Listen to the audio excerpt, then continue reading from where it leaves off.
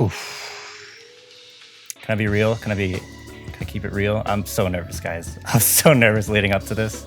I've been so stressed this week because I've been getting everything together.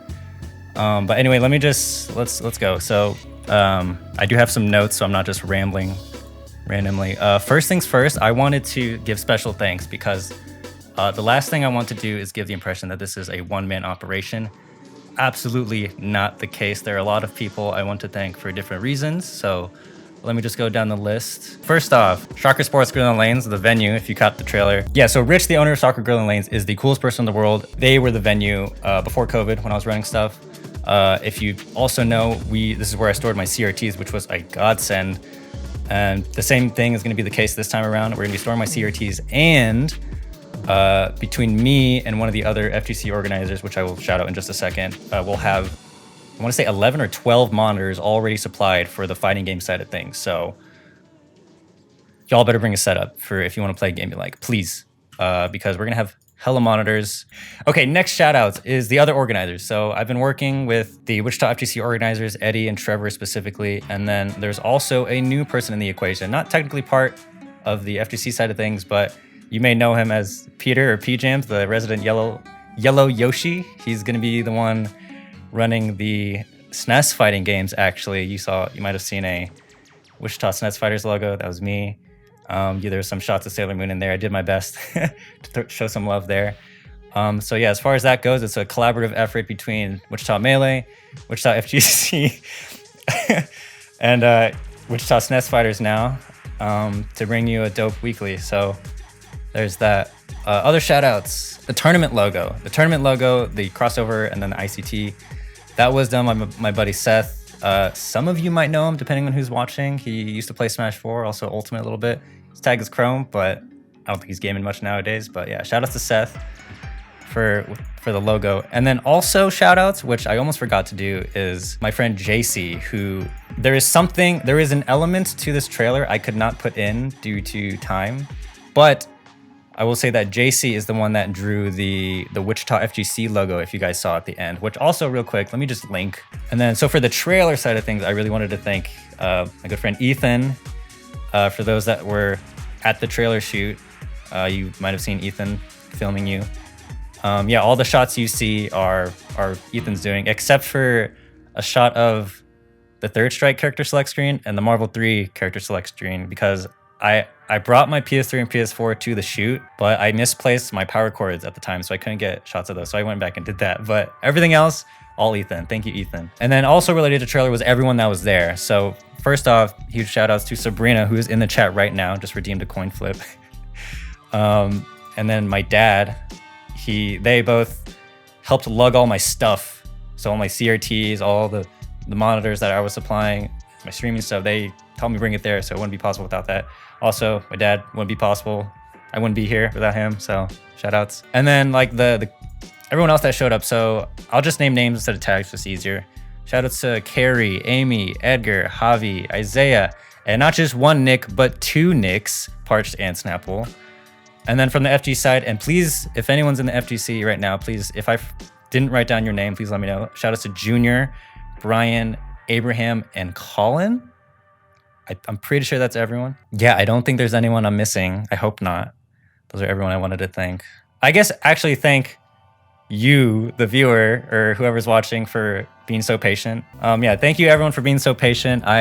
It's been a long time coming. I didn't just want to come back. I really wanted to come back with a bang. And I hope that at the first event, that's really clear. I hope with the trailer, it's clear. Before I keep going, did you guys have any questions? Because I was just going to talk about the tournament. I was going to talk about what the tournament means to me, what I think it means for the scenes. And I did want to go over some like stuff I wrote down on the StartGG page, which by the way, I should make public.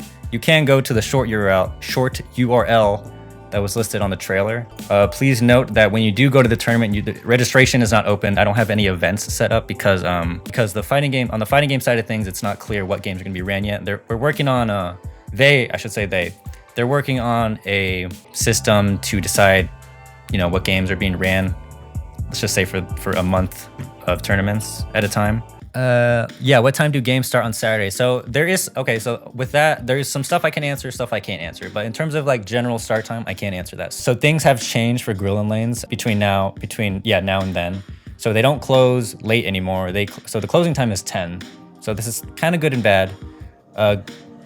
Good in the sense that it's going to teach us to make sure we run a tournament on time. Bad in the sense that we have a little less time to, stay. But I think we usually wrap up around 10, so I think we'll make it work. Yeah, so actually, if you guys want to go to the StartGG page right now, you're free to follow along, but I'm going to go down and answer what I can. So the tournament, it's called Crossover ICT. It's a collaborative event between the Wichita Melee and Wichita fighting game communities. It's going to be every Saturday night at Shocker Sports Green Lanes. And the first event will be on October 22nd, 2022. I can get into why that date so far away. If you've been to any of my tournaments, it's basically going to be exactly the same. All the Melee setups provided.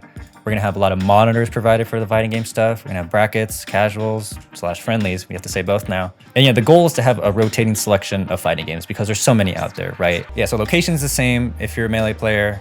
Events and pricing, it says to be determined on there, but I can go ahead and say that venue fee is going to be 2, just like usual, and then entry per bracket is 3, except for Melee amateurs, just like before, and Peter's SNES Brackets. Peter's SNES Brackets are going to be totally free, so look forward to that. I just didn't list the events because, like I said, it's not clear what fighting games are going to be ran yet. We'll try to have that information in the coming weeks, definitely before the first tournament, obviously. But schedule, so I can answer the time frame. So they close at 10, like I said before, but I plan to be there as early as like 4.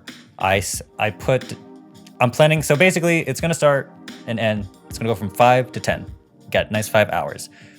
So if you're used to what I was doing before COVID, that we are gonna start a little sooner. Stuff starts at 6. So if you want to be in an event, be there before 6. And then tournament's finished at 10. Yeah, so as far as any other basic questions, I think it was pretty straightforward in the trailer. Every Saturday, Grillin' Lane starts October 22nd.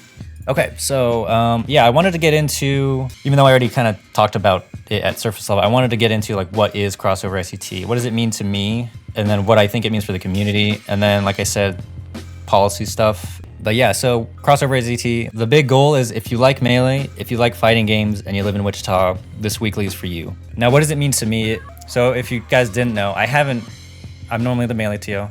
I haven't ran a tournament in over 2 years because of COVID. If you've come to any of my events before COVID, I hope you would know that I do love TOing. So when tournaments came to a halt and I decided to keep them halted, even though other events are coming back, it really sucked. Now, during this long hiatus, I've come to really love fighting games. And let me tell you right now, if you're a Melee player and you've ever started a sentence with the phrase, fighting games look cool, but stop right there and please throw out whatever excuse you've got, because I promise you, from a Melee player specifically, fighting games own, dude. Fighting games own so hard. Like specifically, if you're a Melee player, you already play one of the hardest fighting games out there. So if your fear is like a difficulty thing, trust me, you'll be fine. So yeah, I've been exploring fighting games during these past 2 years, and at some point it gave me the idea to collaborate with the Wichita FGC. So Eddie and Trevor, I've thrown this idea at them, it might have been over a year at this point. I haven't kept track, but it's been an idea for the longest time, and now we finally get to do it. That's what it means to me. It's a return to running events, which I love doing. It's a way to celebrate Melee, celebrate fighting games, celebrate Wichita, of both of those things. So what do I think it means for the community? I don't know why I wrote this one down. I don't have much written down, but what I think it means for the community, because I am of the opinion that weeklies are the ultimate foundation for Smash, FGC, communities like Smash and FGC, where we have to meet up in person for something you don't get online, like playing League of Legends or Valorant or something, right? I think weeklies are so essential. And then for me, I want to, with the help of the Wichita FGC, I want to raise the bar for Wichita. And I'm sure Eddie and Trevor will say the same thing. I want to raise the bar for Wichita, because really, the real twist was Crossover ICT is getting ready for the hellstorm that is Street Fighter 6, Tekken 8, and then Project L. Because holy crap, I want, and I'm sure Eddie and Trevor want the same thing too. I want to be in a good position for that. I want to be ready for that, because I'm interested in all of those games, right? So that's the real twist, is I want to get ready for that. And Rumblefish 2, of course, and Rumblefish 2. It's about to be a top tier collab. I 100% agree. Yeah, I think this is gonna be so sick. Because let me tell you, like, let's just say like a year ago around winter, I was just listening to the Third Strike soundtrack on Spotify, and I'm like, man, it'd be so cool to just have Melee and Third Strike together. In general, just fighting games, but man, like I've physically so badly wanted to do this, and I'm so glad it's out in the open and I can relax for a bit. I don't know if Trevor and Eddie are in the chat. I know Eddie I don't think he could have made it, but I guess I do see Peter in the chat. Peter, did you want to chime in and say anything about the SNES aspect of things? I'll say that I'm really excited for the SNES stuff. Peter will tell you I'm heavily involved in the production part of that, and I'm really excited for what we can do. I think it's gonna be so dope. Yeah, you got some shit to say? You want to get in a call? Let's get in a call. All right, yeah, Peter, what do you have to say about the Wichita SNES Fighters bracket? So Brackets. I don't have notes, so bear with me. That's fine. So basically, it's going to be a rotation of games, kind of like what the FGC is doing, because there's a lot of SNES games that I feel like don't get a lot of love. I'm sure a lot of you at least know something about Sailor Moon S. Korea Gaming made a really good video about it. Some things that aren't mentioned are that it's a little busted in some areas, but it's also really easy to get into. Like, inputs aren't hard. It's a great game to just like jump in and learn fundamentals, because it's almost entirely neutral. There's no tech skill barrier or anything like that. But along with Sailor Moon, I'm going to be running Gundam Wing Endless Duel. Is a really fucking sick SNES Gundam game. It's got crazy air mobility, sick characters from Wing, super variable Geo. The game's just like really crazy. I think it's one of the more underrated ones. It never really caught on. I think the sequels are better, but in its own way, it's a very fun, still very competitive game. And then the Mighty Morphin Power Rangers Fighting Edition, which is equally as hectic as Gundam Wing. Yeah, same developer, same engine. Yeah, those games. I'm really excited for Gundam and Power Rangers specifically. Those games are sick. If you haven't played them, please go play them on Fightcade or something. Does anyone else have questions in general? Clay Fighters? If you can bring Clay Fighters, Sabrina, well, I bet he will do it. I'm always down for recommendations. We could do puzzle games too. Ooh, don't get me started. Strive. Yeah, so that's a good question. So here's the thing. So in terms of like the FGC, like modern games or even like modern classics, that is something we have to work on. I would not be surprised if Strive is there, since it's kind of one of the hot games right now. It's just that we need to establish some sort of way to, fighting. There's so many fighting games out there. We want to make sure that, we're playing what people want to play, but also if people don't want to play those games, there's something else for them. I was hoping with the trailer that it communicated the fact that we like the modern fighting games, but also we pay our respects. That's why I put the shots of Third Strike and Marvel 3 in there. So here's what I'll say. If your game's not there, please bring a setup. We'll have plenty of monitors. And even if not, feel free to bring your own monitor. But like, please bring a setup. I'm going to be bringing my PS4 and PS3. My PS3 has Third Strike Marvel 2. My PS4 has like Skullgirls, Exert, Puyo Puyo Tetris. I don't know. It's Dengeki Bunko for any of you DGens. But just bring a setup, man. Share the love. That's really the point of this. So yeah, I'm ready to talk about the tournament. This is public now. You guys can go to start.gg/crossover ICT. So yeah, I wanted to get into the nitty gritty because 2022 is a much different year than 2020 and before, not just COVID, but just I think in the wider gaming community. So first things first, if we've got a COVID policy, and if you're against it, it's not an argument. It's just what it is. You can go read all this, but essentially we are going to have vaccine checks. We're going to require masks at 16 entrants or more. And everyone's going to get a wristband. So you're going to check in with a TO, you're going to get a wristband, and you're going to keep that on the whole time. That way you have been checked. Yeah, I mean, we've got the whole thing here. Yeah, you guys can go read this. This is so much. Yeah. We wanted to announce it as soon as we did because, let's see, tomorrow is the 17th. So starting tomorrow, that gives you 1, 2, 3, 4. That gives you 5 weeks to get your ass vaccinated if you still haven't been vaccinated yet for whatever reason, right? I'm not going to judge you. But if you want to attend this event, I'm sorry, I should be more specific. If you want to play at the setups, be in the brackets, be in the fan zone where the streams are and commentate, you have to be vaccinated. It's a zero tolerance policy. Because here's the tricky thing. We're at Shocker Grill and Lanes. It's a public space. Like if some random stranger walks in, which is, very common, they just walk in and seeing people playing video games. All we can really do is say, hey, this event is requiring vaccines and masks if we meet the entrant numbers. please check in with the TO. Otherwise, we're gonna have to ask you to just stay socially distant from our tournament spaces. It's why I define what exactly is a tournament attendee, what is a tournament space. If that seems nerdy, you're totally right. I just wanted to, make sure we're covering all our bases.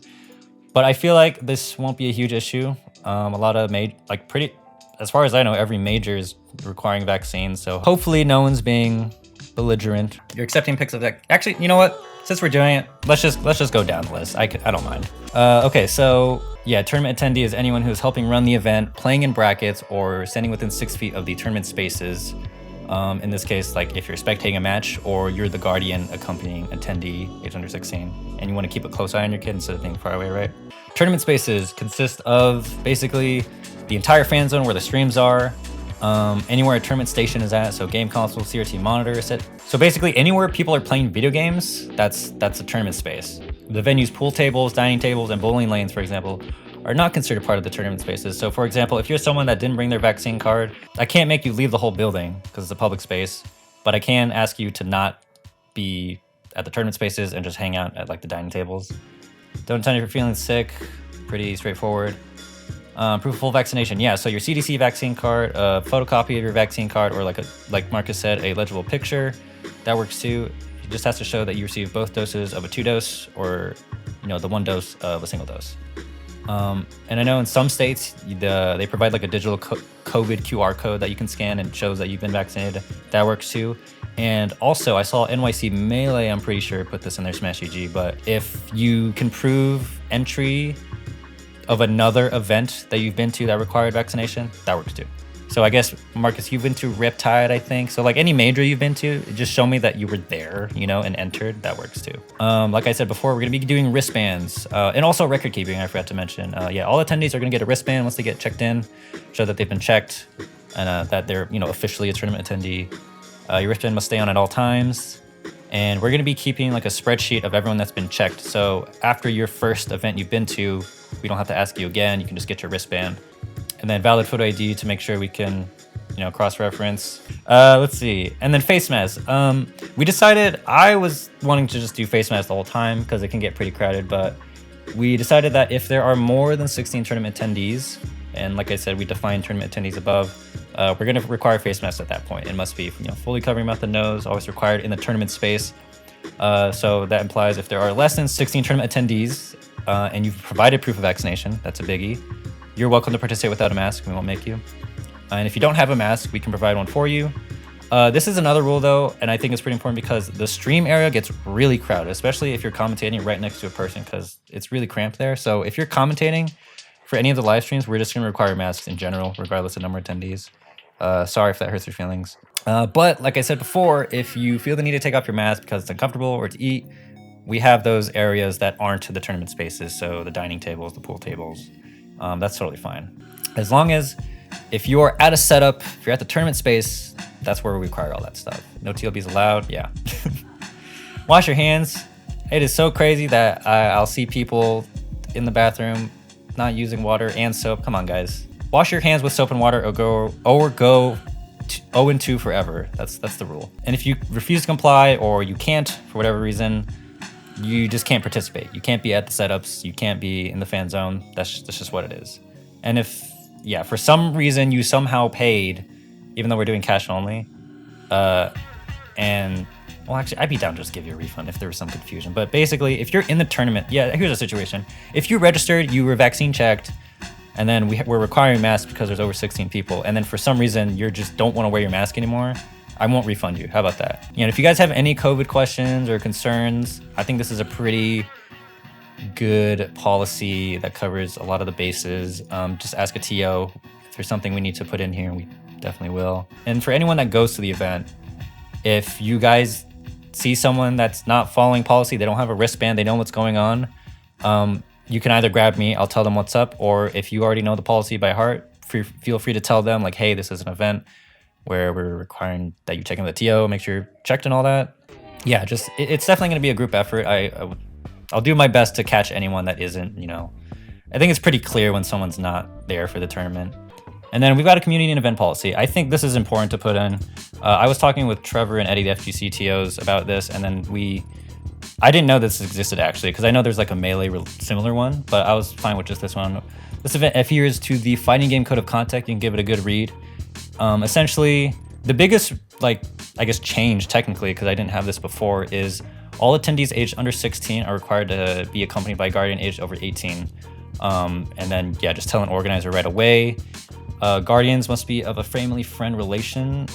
So yeah, if you're like already in the community and you're trying to be a guardian for a minor, that's not permitted. Yeah, everything else is pretty straightforward. You know, don't be a bigot, don't be discriminatory, don't harass people.